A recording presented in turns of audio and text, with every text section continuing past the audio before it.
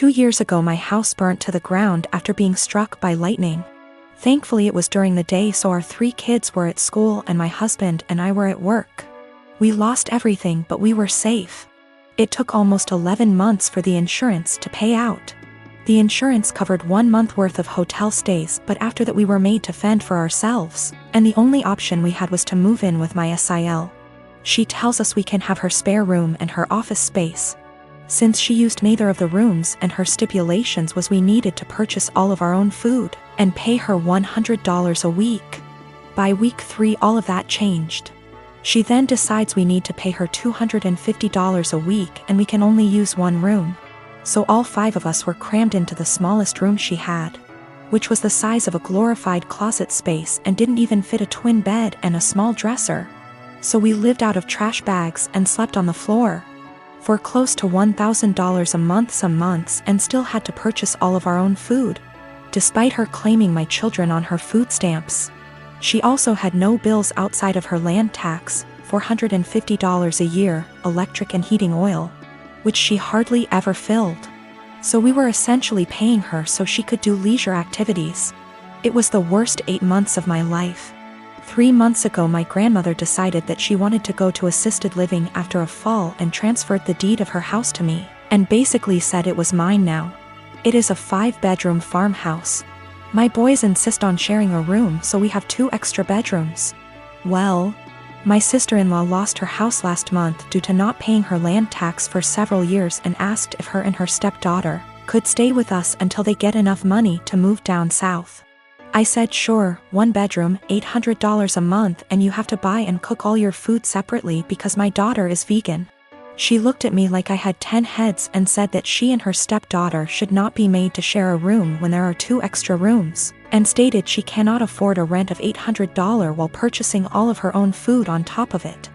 I said, neither could we, but we managed to cram 5 people into a glorified closet space while you were getting $1,000 and food stamps. Take it or leave it. She decided to leave. My husband and I have been married for 21 years. We have 2 adult children, one is in college out of state and the other is in the Navy. When we first got married, my husband was in Navy, and we spent the first 10 years of our marriage moving from place to place, wherever his new duty station was. I found it hard to make friends, and I could not keep a job, so I made a difficult decision and decided to be a som. When he got out of the Navy 11 years ago, he took a job and we moved. 3 years in, he got offered a job in another part of the company, however, it was in another state, so we moved again. We stayed there for 6 years. I went back to college and got my degree and began looking for work. I found a job I liked in my field, and 6 months into working, he said he was offered a job with a new company and wanted to take it. But that would mean we would be moving almost 2,000 miles from where we were in a new state. I reluctantly agreed because the new state would have more job opportunities for me and we would be closer to our family, which is something that we have not had in many years. Last night my husband came up to me and said that there was a job opening in his company and he wanted to apply for it. It would mean a pay raise and better hours, but the caveat would be that we have to move again. We have been living in our new state for 3 years. I love it here.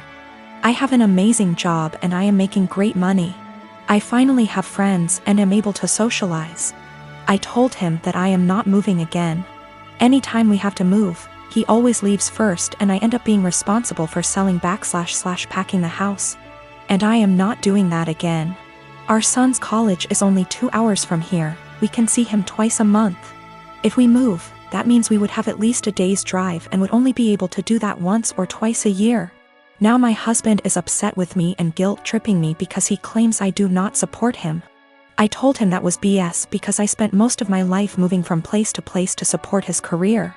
He told me that I am selfish and he is just trying to provide for us. I told him that we are more than comfortable where we are now, and that if he truly wants to take the job, he will be going alone.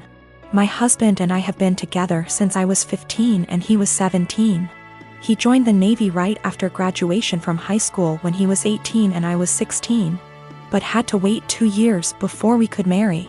He works for a company that has plants in 15 states.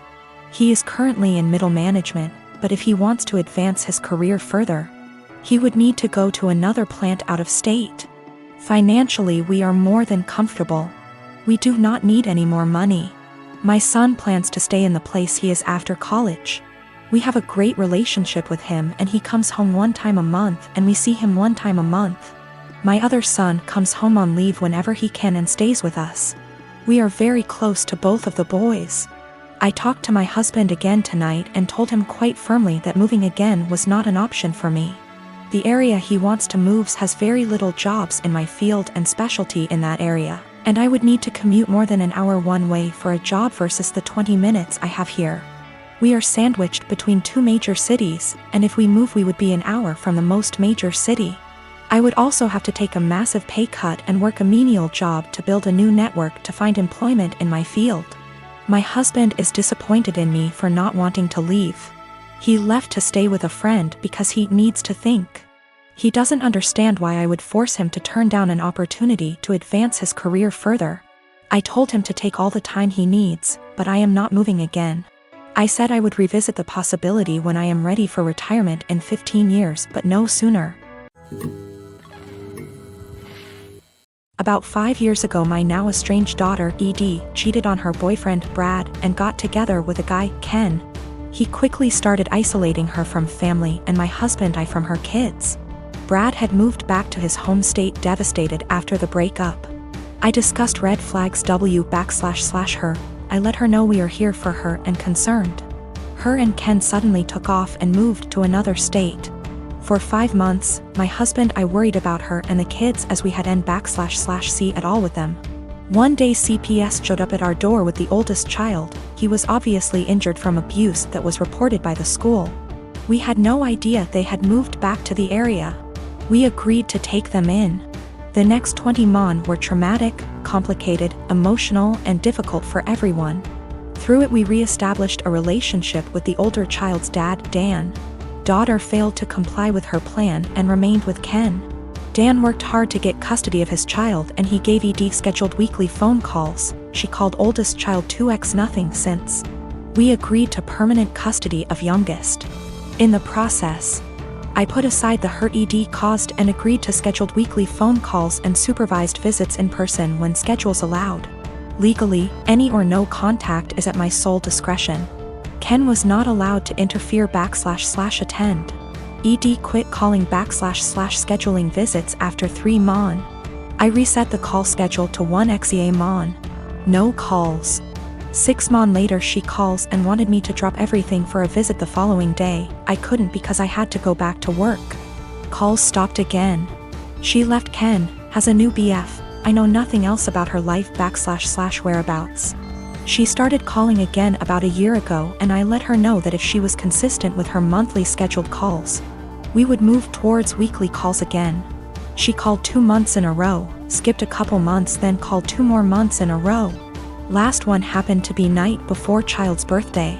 She asked him what he wanted for his birthday. He said a call from her. The next day, as he blew out candles, he said, "My mom is gonna call now." He had the biggest smile on his face. Call never came. He refused my offer to call her. We survived an emotional meltdown. Next month, no call, just a text after with a lame timing excuse as to why and sorry about the birthday call, she didn't feel well. Following month, I get a text that Edie feels ill again, won't be calling. I am beyond frustrated at this point. I have looked past her refusal to rebuild a relationship with us, but when it comes to the kids my heart aches for them. Hey race where I might be the I responded, parents do not get sick time. We all had COVID recently, including me, and I still took care of the children. If you do not have any time for him once a month, I don't want my time wasted with your excuses. Of course, calls stopped again. I have been with my partner for 7 years. We initially met online, and after meeting in person a few times, and realizing our affection for one another, we found it promising to move in together. I moved from California to Pennsylvania to be with him throughout graduate school. All was seemingly well during this time. I have never really had any reason to not trust him. I encouraged him to, very much so, to try his best to make friends, or to explore hobbies on his own outside of the various ones we share, because I have my own passions. And I found we connected most when we met in the middle through conversations about these passions. Through the act of explaining or showcasing what we've taken in or learned. Throughout these 7 years, he has struggled with very low self-esteem. And though I don't necessarily think of myself as the pillar of self-love, the depth of mine doesn't reach the low perception of his self-value. Because of this, he has seen and stopped seeing both a counselor and a therapist, and has been on medication to help for the last 6 months. Things were seemingly well between us, and continued to be pretty fluid. We continued to share things, and take long walks, and were pretty open-ended about where we stood in the relationship. If one was feeling a bit of an ebb, the other would pick up more of a share, and vice versa. However, things took a bit of a dip about 2 days ago when I felt the ebb and asked him about it. Initially, he said there was really nothing wrong. And perhaps I was just feeling this way because with our schedules we haven't been able to see one another for long periods of time like we are used to, which is true. But the feeling continued to irk me, and when I asked about it a second time, he confessed to me. He had begun talking to another girl from another country via Instagram direct messages. And though things between she and him never crossed the boundaries of platonic friendship, he really loved the initial rush of someone asking him questions about his favorite movie, his favorite album, his favorite book. All things he and I already know very well about one another. I asked if he'd sent any selfies, or anything risque, and he said no, though I can't confirm, because he deleted the messages. A good deal of me believes him, because of how open he was about the initial conversations to begin with. We slept apart, and I just felt really confused the entire night. Because I couldn't really resonate with wanting that sort of attention from someone else. If anything, his yearning for that type of attention sort of hurt.